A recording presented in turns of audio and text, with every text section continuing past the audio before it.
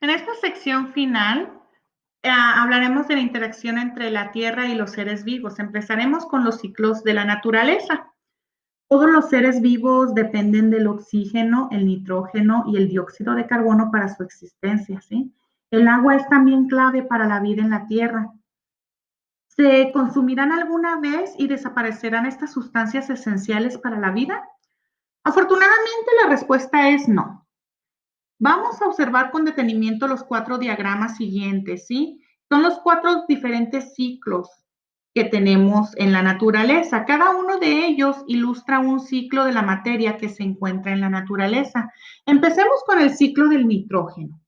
En el ciclo del nitrógeno, el nitrógeno se traslada desde el aire hacia el suelo. De allí pasa a los seres vivos para luego regresar al aire, ¿sí? El nitrógeno entra en la cadena alimentaria cuando compuestos nitrogenados, que se le llaman nitratos, son absorbidos por el suelo, por las plantas. Las plantas convierten a los nitratos en compuestos de nitrógeno usable.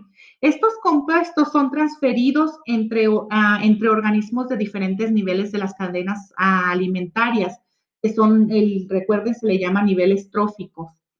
Este proceso que se inicia cuando los consumidores primarios se alimentan de las plantas, ¿sí? Plantas y animales en descomposición devuelven con la ayuda de bacteria nitrificante el nitrógeno al suelo. Estas bacterias producen nitratos a partir de compuestos de nitrógeno en descomposición. Otras bacterias, las bacterias desnitrificantes, completan el ciclo al convertir los nitratos en nitrógenos gaseosos. El segundo ciclo es el ciclo de carbono. El ciclo de carbono incluye, además de los seres vivos, a material inerte o no viviente de la corteza de la Tierra, los océanos y la atmósfera. En este ciclo, el carbono es transferido de una parte del medio ambiente a otra. La energía que alimenta el ciclo empieza con la luz solar y el núcleo de la Tierra. Los compuestos orgánicos como los carbohidratos, las proteínas y los lípidos o grasas son formados por los productores como las plantas y los árboles, que convierten el dióxido de carbono en carbono usable o fijado por el proceso de fotosíntesis, como ya hemos hablado antes. El carbono fijado es trasladado a través de los diferentes niveles de alimentación, desde los consumidores primarios hasta los consumidores secundarios y otros consumidores. El carbono es entonces reciclado a través de los procesos de respiración, descomposición y combustión de combustibles fósiles. Recuerden que los combustibles fósiles como el petróleo, el gas natural o el carbón son extraídos de depósitos subterráneos. Nosotros quemamos combustibles fósiles para producir energía.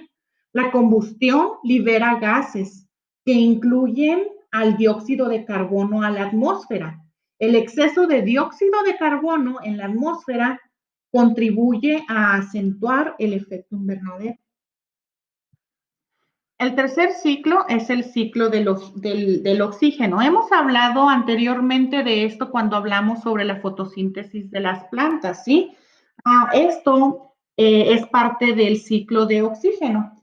En general, el ciclo de oxígeno describe el movimiento de oxígeno dentro de la atmósfera, ¿sí? Los organismos y la materia inerte de la corteza de la Tierra. La fuerza impulsora en el ciclo del oxígeno prácticamente es la fotosíntesis, pero recordemos que la fotosíntesis no va a iniciar si no es por la energía solar. Entonces, los productores, que son las plantas, porque producen sus propios alimentos, usan la energía solar para comenzar la fotosíntesis. Con esta energía, el dióxido de carbono y el agua que son absorbidos por las plantas son convertidos en glucosa, que es lo que va a alimentar a la planta, pero al mismo tiempo también crea oxígeno, que es expulsado de las plantas, de las hojas, ¿sí? Al medio ambiente. Las plantas usarán la glucosa en su proceso de respiración. La glucosa también es usada para la producción de grasas y proteínas y esa es la parte de la glucosa. Y recuerden, como les acabo de comentar, también la planta durante el proceso de fotosíntesis creará oxígeno que regresa al medio ambiente, es consumido por los consumidores, por los animales, lo respiran, lo sacan por medio de la respiración, los árboles y las plantas lo vuelven a absorber y otra vez comienza el proceso de fotosíntesis. Entonces, este es el ciclo del oxígeno.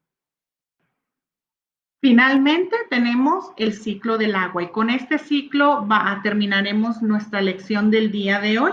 El ciclo de agua describe el proceso continuo del traslado de agua desde los océanos hasta la atmósfera, de la atmósfera al suelo y del suelo de regreso a los océanos, ¿sí? La primera etapa es el proceso de evaporación de los océanos a la atmósfera y ocurre por medio de la evaporación. Después de la evaporación, esta agua se condensa en forma de nubes, ¿sí?